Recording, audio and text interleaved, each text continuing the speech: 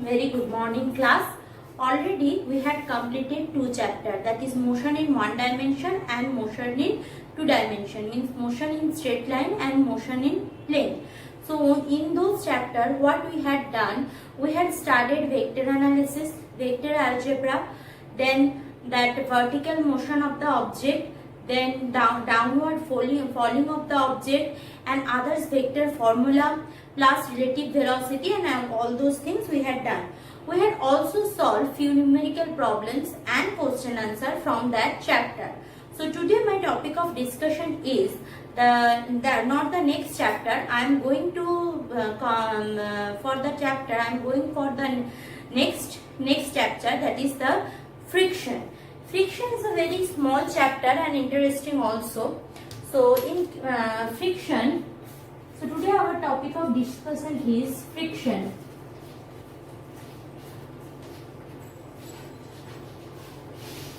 Friction. So let's start for the discussion. See, in case of friction, few things we need to know first. That is, whenever an object is moving with respect to another object, means what? Suppose here this is my plane. On this plane I am having this object. So the object is by I am applying a force from this direction, or I am dragging the object from, pulling that object from this direction, whatever it may be. So whenever there is a relative motion between the two objects, means it is number one object, it is another object, or more precisely I can tell, whenever there is a relative motion between two planes which are in contact. See, this is one object, so here it having its own plane, downward plane, and this plane has already a plane, so one object is moving on other one. So this is one object, this is another object, so this moving on other one. So as we know, no plane is ideally smooth. What does the meaning of ideally smooth? Ideally smooth means no roughness is there, is not possible. How much smooth the floor it might be, but there should be some roughness. Means what? If microscopically I will study this plane, so what I will see, this is something like this kind of thing, and also for this object, this is not a perfectly smooth surface. The object is also like this. Means what is happening? When one object is moving on another object, so that there is a intermolecular, or I can say molecules, there is a opposing force reacting on, because there is a interlock between the two surfaces. This is one rough surface, this is another rough surface. So when one rough surface tries to move on another rough surface, so what will happen? So there will be an interlock between these two. That is the origin of friction. For that reason, the friction force comes to play. So when there is a relative motion between the two objects, so there will be a opposing force. Opposing force means obviously that will not act in the same direction. So that if the object is moving along this direction, so opposing force will be acted along this direction. So this opposing force is called the frictional force. Means what? If we push a book or pull a book, so on the floor, there in opposite direction, there will be a force acting on it. So that force is called the frictional force. So if diagrammatically I want to explain, see, suppose I am keeping an object over here. So if object is here, the weight of the object W equal to mg acted downward, we know. Now if the object is on the floor, then we can see the floor is also give a opposite reaction force, because this is the action force on the floor. So floor is also given on the perpendicular or normal direction a opposite reaction force. So suppose this is the opposite reaction force P. Clear? So this is the opposite reaction force. Now if I am giving the object a force, means I am pulling this object towards this direction. So suppose I am pulling this object towards this direction by a force F. So weight still acting here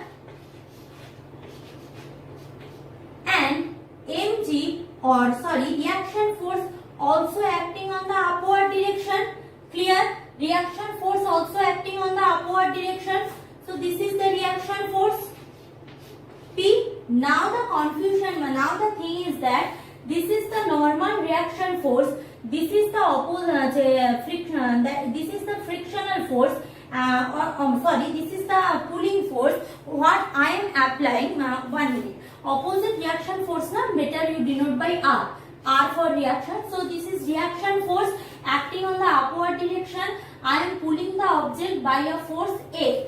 So what will be the resultant in between these two? Resultant will be in between somewhere in between this F and R. Resultant force somewhere in between F and R.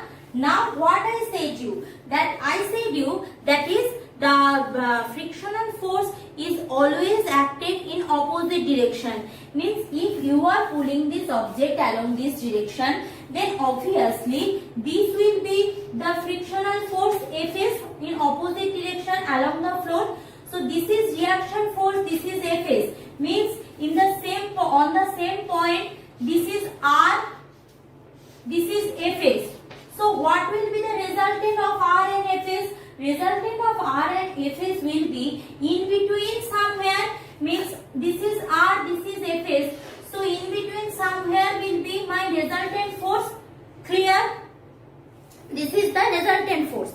Now in your PDF you can see I have not shown the diagram like that. Why I have not shown? There is a reason.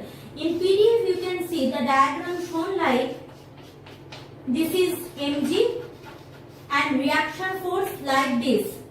Clear? Means both are not acting on the same point. Why I have not said right like that?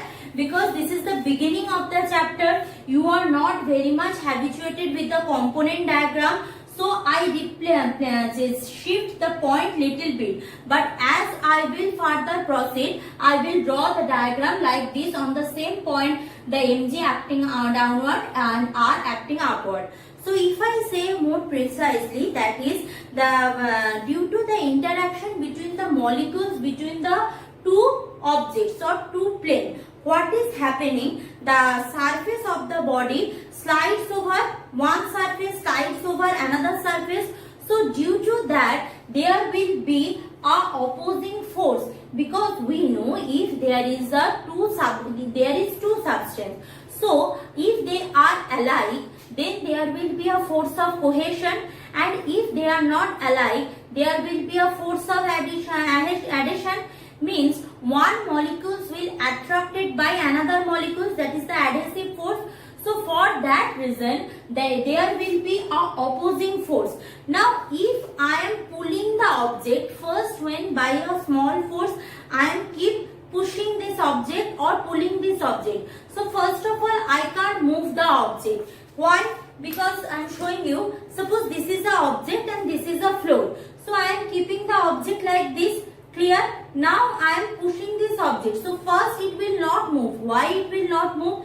Because on this floor, means this is one floor and this is another floor. In between them there is a frictional force opposing on this direction, because I am pushing this along this. So opposing frictional force acting that. Now frictional force depends on the type of floor you are using or the amount of surface area is in contact. Clear? So actually frictional force has a constant value for a particular surface. So whenever first I am giving force, so I can't overcome that opposing frictional force. Now if I am giving more than the frictional force, it can easily move. Clear? So frictional force has a constant value. Means continuously if I am giving force, I am pulling this object from this direction. First Fs will comes to play, comes in the diagram. So first Fs will oppose the motion Now if my applied force is more than Fs, then the object can easily shift from one place to another, means I can overcome the frictional force. Clear? So there is something or maximum value of frictional force. So that maximum value means is the limit for that flow. Clear? So that maximum value is the limit for that flow, means if somehow I can overcome that limit, if somehow I can overcome that limit, so I can easily overcome the frictional force, and if I can overcome that frictional force, I can easily move through the surface. Clear? Means what? So every fluid has a maximum value of frictional force beyond which the object can move easily. So that maximum value of frictional force is nothing but called limiting friction. That maximum value of force is called, remember the term, limiting friction. So this maximum value of force is called the limiting force. If limiting frictional force, if I want to define it, the maximum value of what is static friction? I am telling you, static frictional force which comes into play when a body just begin to slide. Clear? Just begin to slide means just on the way, just that will start moving. So just begin to slide over the surface of another body is called limiting frictional force. It is equal to the smallest force required to start the motion. Means I am saying what? This is a floor. I am showing you this is a floor. On that I am keeping an object here. Clear? Now continuously I am giving a force, but it is not moving. Now if I can overcome the maximum amount of frictional force, static friction. What is static friction? I will tell you. First concentrate. So if I am giving force from this direction to this direction, so what is happening? So I am giving force, but the force is not quite enough to overcome the frictional force between this floor. So if I am having enough force which can overcome the maximum value of static frictional force, so it can easily move. Clear? So that maximum value of static frictional force is called limiting friction. Now coming for the static friction and kinetic friction.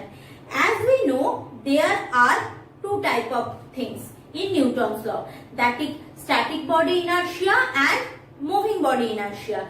Means when an object is in rest, means it is not changing in its position with respect to time, it is in state of rest, or I can say the object is static for that timing. And vice versa, if the object is changing its position with respect to time, so that is called the motion. So obviously when an object is moving on a floor, so first of all the object is not moving, but I am applying force. Clear?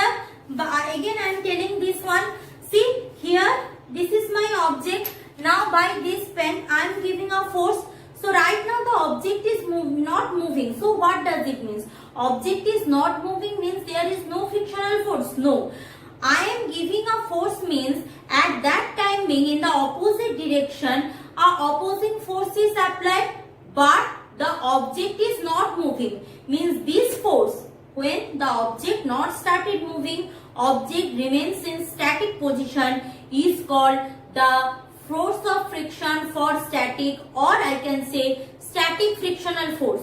Now I am increasing the force means proportionally the frictional force will also increase. I am giving increasing force proportionally the frictional force is also increased, but there is a constant value of frictional force for this surface as I stated earlier. So if I can overcome the frictional force, so what I am overcoming? I am overcoming the maximum value of static frictional force. Clear? So if I can overcome that static frictional force, so the object will start moving. Right now when the object is moving, that time also a frictional force applied on the object, but that frictional force is called the kinetic friction or moving friction. So there are basically two type of frictional force or friction. One is static friction. So frictions are two types.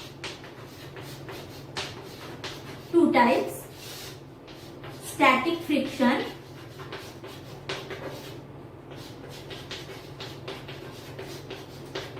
and kinetic friction.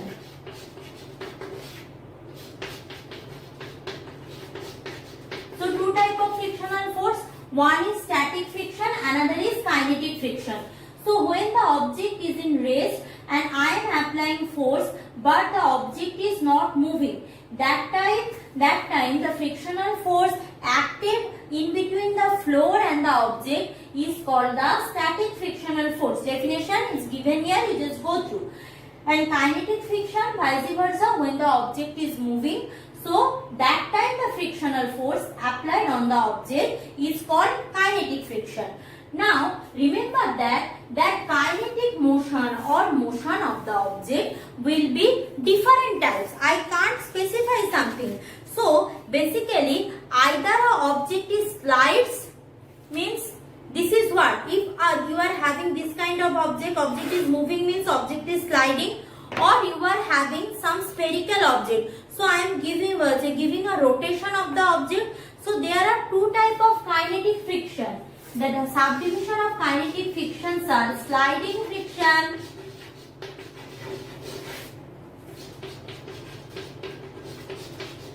and rolling friction.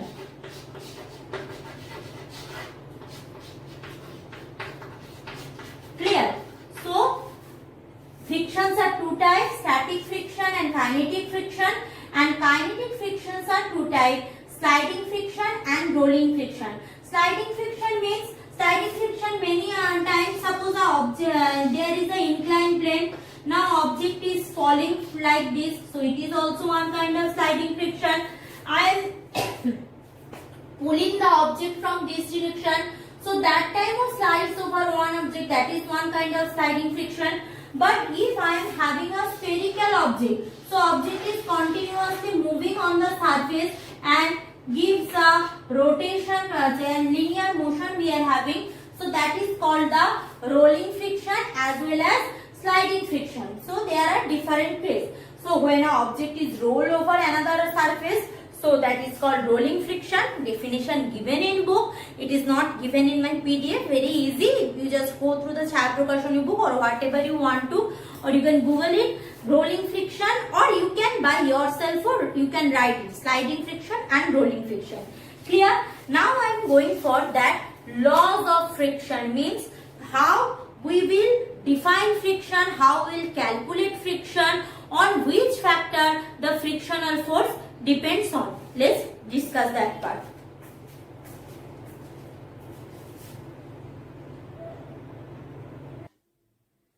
Now coming for the laws of friction.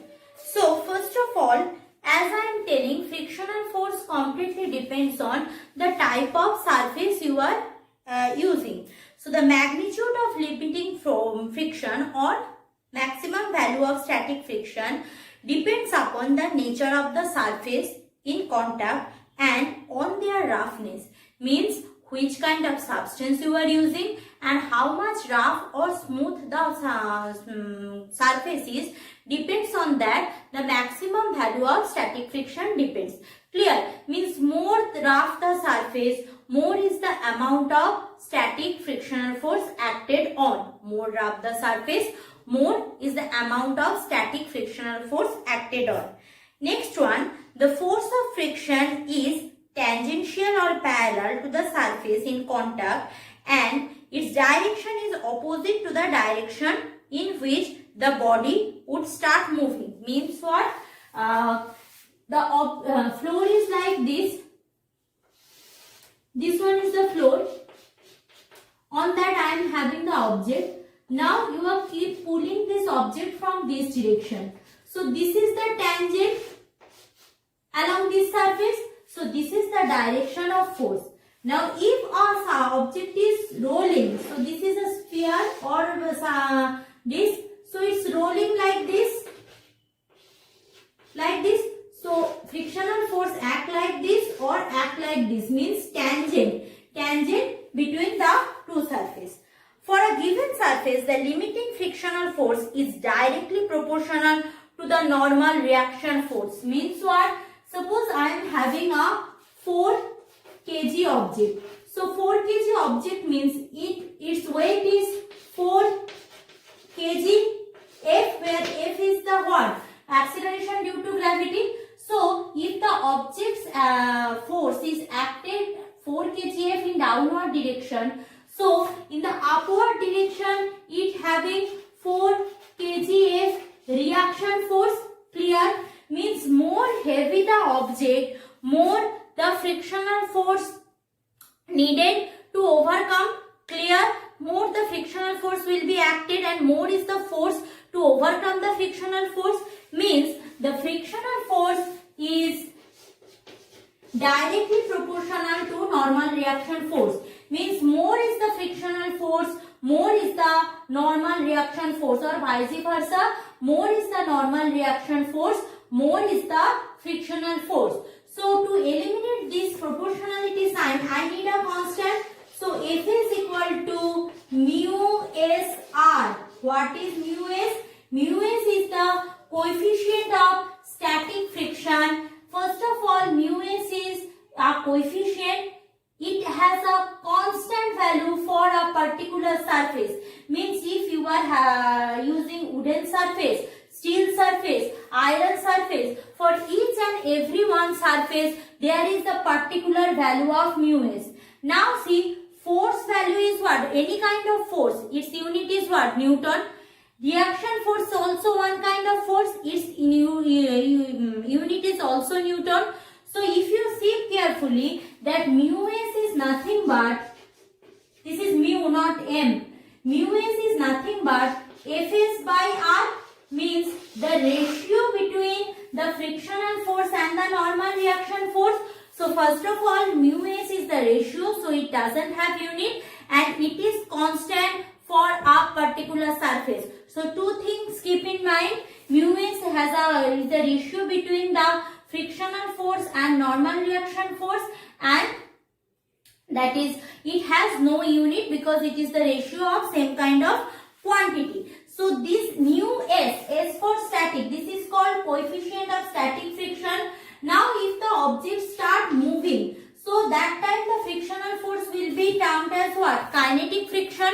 So that time the same formula will be written as like that. Fk, K for kinetic, is equal to mu k r, where mu k is coefficient of dynamic friction or kinetic friction. It is seen that mu s value is far greater, mu s value is greater than mu k, means the amount of force you needed to overcome the static frictional force is less than the amount of force you needed to overcome kinetic friction. Means if you are pushing an object very hard, clear, you are pushing that object continuously, so the object is not moving. So what if you see carefully, what does it happen? What is happening there? So you are pulling that object or pushing that object, but object is not moving. But suddenly when you can overcome the static friction, now objects start moving. You can visualize that during the motion the amount of force you are giving, and before motion the amount of force you are giving, both have slightly different value. So to be in motion the force and to overcome the static situation, both are not same. Static force is far greater, static frictional force is far greater than the kinetic friction. Clear? So once the object start moving, the amount of force reduces. For that reason, the kinetic friction has lesser value than the static frictional force, or more precisely, the coefficient of kinetic friction has lesser value than the static frictional force. Why does it happen? I will explain later on. So if static friction I have said already, so kinetic friction you know. Now if graphical representation I am showing between what? The frictional force and applied force. If I am showing graphically, this is frictional force, fric I am writing, and this is applied force. So it is seen that if applied force increases, frictional force also increases. Applied force increases, frictional force also increases. But there is a maximum value of static friction for a certain type of surface. So after that maximum value, if my applied force further increase, means up to this, I am increasing my force, static frictional force also increases. I am increasing my force, static frictional force also increases. So after reaching this maximum value, if a little bit force I am increasing, there is a sudden drop in frictional force and the object start a continuous motion. Clear? Means after that applied force, how much I am giving applied force, there will be a constant frictional force applied. Constant means there is no proportional increment between the two things, means there is a constant value. Means here see, I am having a constant value. So if I am applying applied force is increases or decreases,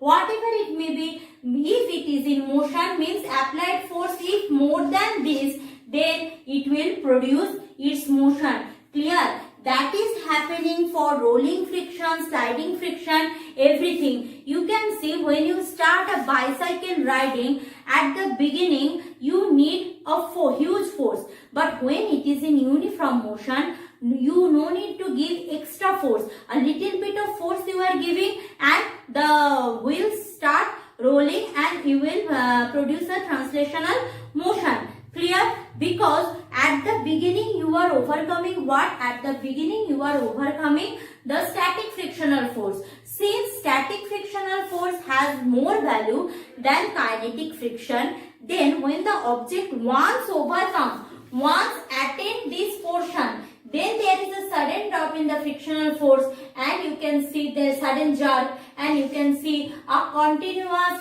frictional force applied, and by a little bit of force you can easily overcome. This graph is very important. You will do this graph given in book, given in PDF and book also it is given.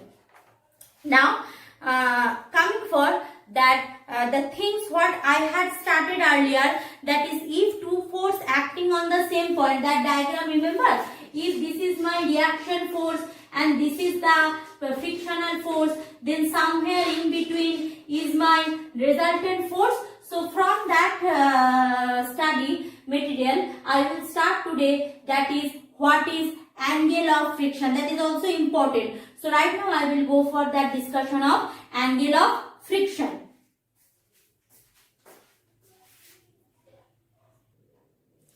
Now coming for angle of friction. Now see, as I am telling, so if this is my floor,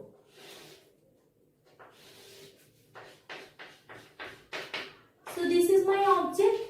Clear? So this is the weight of the object acting downward, W equal to mg, acting downward, weight of the object. So obviously this direction, the normal reaction force R will be applied. Clear? Now I am pulling this object from this direction, F. So obviously along this direction there will be my static frictional force, in the opposite direction static frictional force. So on the same point, on that point I am having this normal reaction force and also this frictional force. So in between these two, this will be my resultant force of these two. Clear? Now what is the angle does the resultant force makes with the normal reaction force. This is the angle. Suppose this is theta s for statics. So this is called the angle of friction. Now it is obvious. You can ask me, ma'am, normally what we are doing? We are keeping the angle. We are denoting always the angle in between horizontal and the resultant force. Means always, if this is my direction of force, this is another direction of force. So this is the resultant. So this will be my angle theta. It should be. But the thing is that here, which one is the constant? If I see carefully, because if I am starting my journey with the object, so object weights or the surface normal reaction force is constant. So if I want to calculate the angle of friction, so I will ask for what does it makes with the constant something. Clear? So that's why we are denoting always universally. Here the angle always prescribed by the angle between reaction force and the resultant force. This theta is called the angle of friction. Clear? So if I start increasing the applied force, vice versa, that Fs also increases, because we know up to a certain limit that applied force is directly proportional to the frictional force. Means more the application force, more the applied force. That we know. Or frictional force is that from the graph we know that means if I increase the applied force, the angle of frictional force is also increases. Angle of frictional force also increases. Done. So from there, what I am getting, I know what? I know F is equal to mu s r. This much we know. F is equal to mu s r. Now if angle is theta s, so if I go for that, this one is the hypotenuse, this one is the hypotenuse, this one is what? This one is the base. Clear? Or rather, I can say that this is what? If this is theta s, that r equal to p cos theta s. Therefore, r equal to p cos of theta s, and f is equal to p sin theta s. From vector algebra we know that. So here mu s is what? Mu s equal to f s by r. Clear? So if I put these two things, that is p sin theta s by p cos theta s. So from there what I will get? There's mu s of equal to tan of theta s. So this tan theta is called the angle of friction. The coefficient of static friction is equal to the tangent of angle of friction. Means what? More is the value of theta s, more is the mu s value. More is the value of theta s and more is the value of mu s. Now how you can increase theta s? You can increase theta s by the ratio of Fs and R. How will increase Fs? Fs will depend on whom? The applied force. But this has a constant value. This is not infinitely, this will not infinitely increases. Why? Because there is a constant value of static frictional force. So this is mu s equal to tan theta s is equal to, that is the angle of friction. Now this is what? This is horizontal motion. This is horizontal motion. Now if the object is like that, the object is supposed to stand on an inclined plane. Means the diagram looks like this. This is a inclined plane.